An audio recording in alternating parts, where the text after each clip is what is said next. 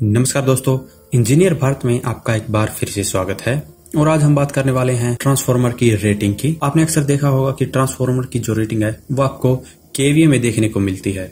असल में यह रेटिंग वीए में डिफाइन की जाती है कि इसमें किलो के लिए इस्तेमाल किया जाता है। जैसे किलो वोट होता है वैसे ही केवीए होता है। लेकिन इसकी जो रेटिंग है हम वोट में क्यों नहीं बता सकते? इसके दो कारण होते हैं जो कि दोनों वोल्टेज और करंट पर डिपेंड करते हैं। जब ट्रांसफार्मर बनाया जाता है तो उस समय नहीं पता होता कि इस ट्रांसफार्मर के साथ में किस प्रकार का लोड जोड़ा जाएगा। अगर इसकी रेटिंग वोट में बताई जाए तो इसके लिए voltage into current into power factor होता है और पावर फैक्टर अलग अलग लोड के लिए अलग अलग हो जाता है। इसलिए इसकी रेटिंग है वो वोट में बताना मुश्किल होता है और इसे वीए में ही बताया जाता है। इसका दूसरा कारण यह है कि जो ट्रांसफार्मर होता है उसमें दो प्रकार के लॉस होते हैं, आयरन लॉस जिसे कोर लॉस भी बोला जाता है और कॉपर लॉस।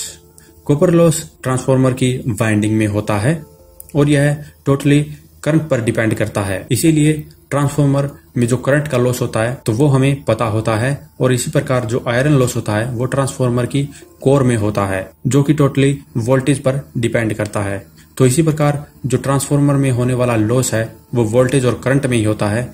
इसका पावर फैक्टर से कोई लेना देना नहीं होता। इसीलिए जो इसकी रेटिंग है वो केवीए में बताई जाती है। तो उम्मीद है आपको समझ में आ गया होगा कि जो ट्रांसफार्मर की रेटिंग है वो वीए में क्यों होती है और किलोवाट में या वोट में क्यों नहीं होती। तो अभी के लिए इस वीडियो में इतना ही। अगर इसके बारे में आपका कोई भी सवाल या सुझाव हो तो नीचे कमेंट करें और अगर वीडियो पसंद आया हो तो लाइक और शेयर जरूर करें और चैनल को सब्सक्राइब करना ना भूलें। धन्यवाद।